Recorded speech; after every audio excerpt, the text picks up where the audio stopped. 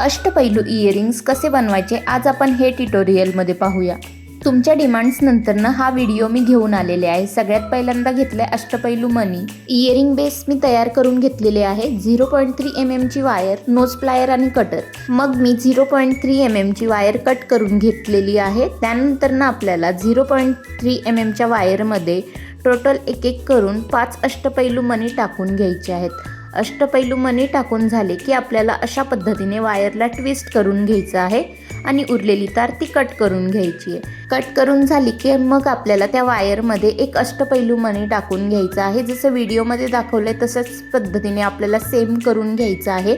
मग आपल्याला अशा पद्धतीने 2-2 बीड्स सोडून स्टार करून घ्यायचं आहे। स्टार करून झालं की आपल्याला इयरिंग बेस घ्यायचा आहे। मी इयरिंग बेस ऑलरेडी पहिल्यांदाच रेडी करून ठेवला होता। जर तुम्हाला इयरिंग बेस कसा तयार करायचा माहिती नसेल तर आपल्या प्रोफाईलला ट्युटोरियल तोही टाकलेला आहे, तुम्ही बघू शकता।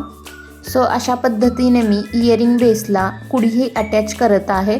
जसं की व्हिडिओमध्ये दाखवलं आपल्याला सेम अशाच पद्धतीने करायचं आहे।